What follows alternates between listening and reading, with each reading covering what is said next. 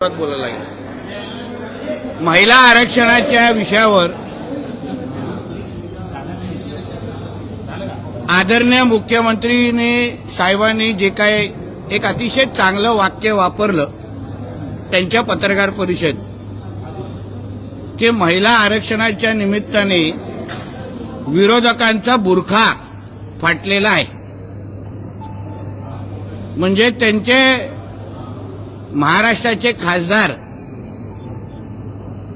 जे जे फतव्यांवर निवडून आलेले आहेत,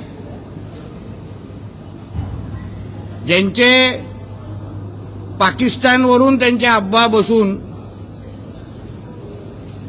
महिला आरक्षण कसं रद्द होईल, कसा विरोध होईल, त्या दृष्टिकोनातून सातत्याने मार्गदर्शन करतात. आपण वारंवार पाहिलेलं आहे की पाकिस्तान आणि काँग्रेसची भूमिका एकच असते आणि ज्या पाकिस्तान, इस्लामाबाद, बांगलादेशमध्ये शरिया कानून लागू आहे त्या शरिया कानूनमध्ये, कायद्यामध्ये महिलांना दिलेलं महत्व हे विरोधकांच्या मानसिकतेचं खरं चित्र आहे. मुळात ज्यांनी ह्यांच्या निवडणुकींसाठी जिंकण्यासाठी फतवे काढले त्या मुल्ला मौलवींना कधीच महिलांना आरक्षण मिळावं असं कधीच आवडणार नाही. कारण का थोडा शरिया कानूनचा आपण अभ्यास केला तर महिलांना मिळालेले अधिकार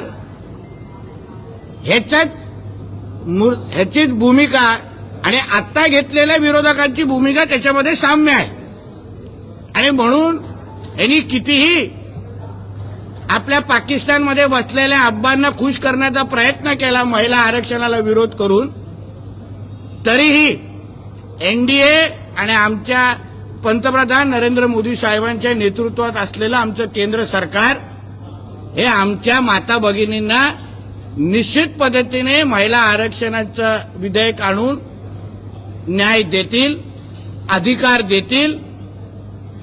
यांनी किती आमच्या माता भगिनींच्या भविष्याला अंधारात टाकण्याचा प्रयत्न केला असेल तरी हे आमच्या हिंदू राष्ट्रामध्ये आम्ही आमच्या माता भगिनींना निश्चित पद्धतीने अधिकार देऊ, हक्क देऊ, हा विश्वास या निमित्ताने मी व्यक्त करतो.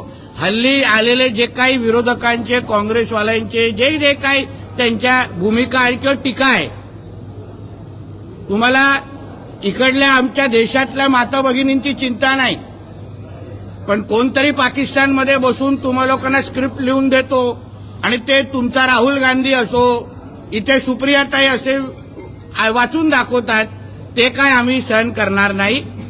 यासाठी जी लढाई रस्त्यावरची लढायची आहे ती निश्चित पद्धतीने काल जसं मुंबईतला एक विराट मोर्चा निघाला त्याच पद्धतीने महाराष्ट्राच्या सगळ्या माता भगिनींसाठी आम्ही त्यांचे भाऊ म्हणून निश्चित पद्धतीने उभे राहू आणि त्यांना ताकद देऊ.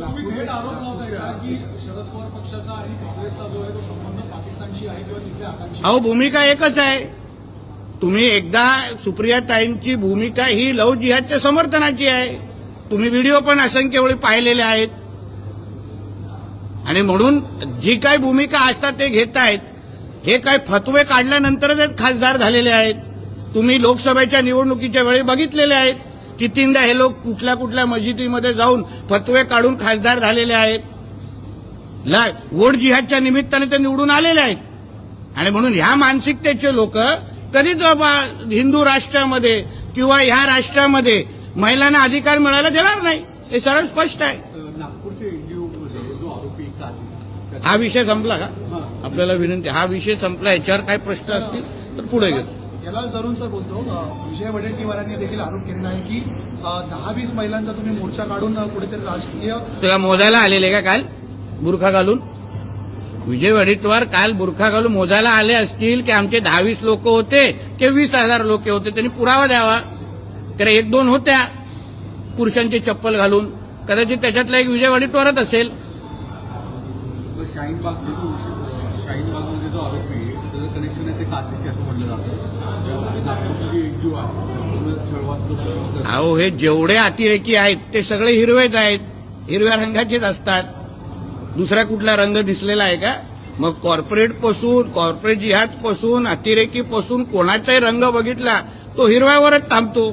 तर त्याच्यामध्ये नवीन आश्चर्य वाटण्यासारखी काय गोष्ट आहे? म्हणजे एवढंच गावचा एक विषय आहे, तिथे टोल नाका परत एकदा सुरू करायचा सूचना सांगितलं जाते. तुम्ही अनेकांनी तिथे विरोध केला होता. असं नोटिफिकेशन आलेलं असं आम्ही ऐकतोय.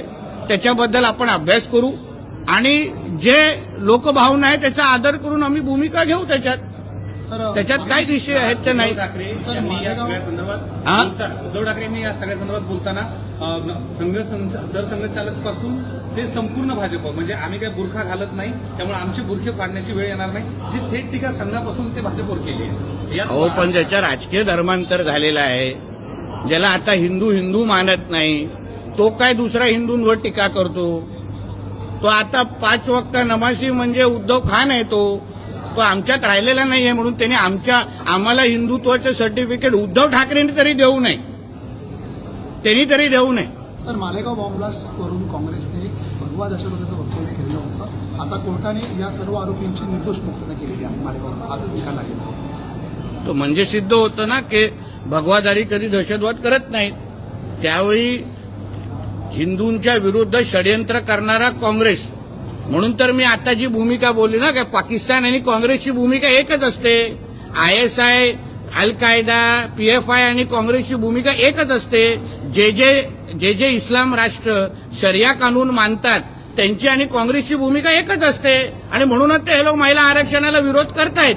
कारण का त्यांच्या कधीतरी आपण कुराण उघडून पाहिलं तर तिथे कळेल महिलांना किती महत्व, काय महत्व आहे. मग त्याच्यावरून कळेल काँग्रेस आणि जे त्यांचे इंडिया अलायन्सचे साथीदार आहेत ते या महिला आरक्षणाला का विरोध करतायत. हे सगळं शरिया कानूनातूनच कळतं, ज्याचे हे लोक मानकरी आहेत.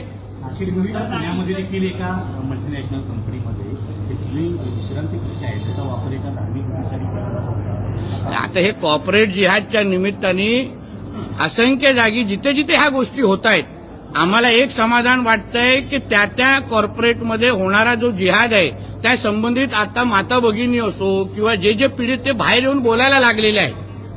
हाच तर आमच्या हिंदुत्ववादी सरकारचं खरं यश आहे. आमच्या मुख्यमंत्र्यांवर असलेला विश्वास आहे. बोलल्यावर आम्हाला न्याय भेटतो. ही जी भूमिका, हा जो विश्वास आमच्या त्या कॉर्पोरेट कंपनीमध्ये पीडित लोकांचा आहे ना, तोच आमचं खरं यश आहे. त्यांनी अजून येऊन बाहेर बोलावं. मी तर हेही पुढे बोलतो.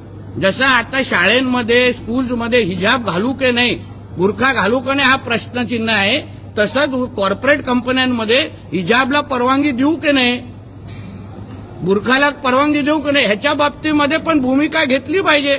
कारण का नेमकं आपण हिजाब घालायला देतो, बुरखा घालायला देतो, त्याच्यामुळे बाकीच्या लोकांना पण बुरखा घालण्याची जे काही जबरदस्ती चालू आहे ना ते त्या निमित्ताने बंद करावं. नाहीतर आम्ही आता लेन्स कार्ड सारख्या कंपनीमध्ये टिकायला परवानगी नाहीये, मग बुरखाला काय तिथे, मग बुरखाला पण बॅन करा सगळीकडे. कॉर्पोरेट कंपनीमध्ये बुरखा घालू नये ही अशी भूमिका घेण्याची वेळ आलेली आहे. सर, काल नाशिक नंतर पुण्यात देखील काही मल्टीनॅशनल कंपनीजमध्ये प्रयत्न झाला की उद्धव ठाकरे परत एकदा उमेदवार असतील असं सांगितलं हा? जातं. उद्धव ठाकरे हे विधान परिषदेसाठी परत एकदा इच्छुक आहे. तर लाचारच माणूस आहे. यामुळे उद्या तुझ्या गावाच्या सरपंच पदासाठी पण उद्धव ठाकरे इच्छुक होईल. तो लाचारच आहे. त्याच्यामध्ये नवीन काय आहे? अहो तुम्हाला माहिती असेल जेव्हा त्यांचं सरकार पडलं तेव्हा ह्याच लाचारांनी सांगितलेलं ना की मी विधान परिषदेचं पण राजीनामा. कुठे गेला राजीनामा? आता नाक घसटत सगळीकडे फिरेल. आमच्या फडणवीस साहेबांना लपून फोन करणार, बाकीच्या लोकांना कुठेही फिरेल. आता तो कुठेही फिरेल. म्हणजे उद्या विधान परिषदेनंतर आता सरपंच पद येतात, आता ग्रामपंचायत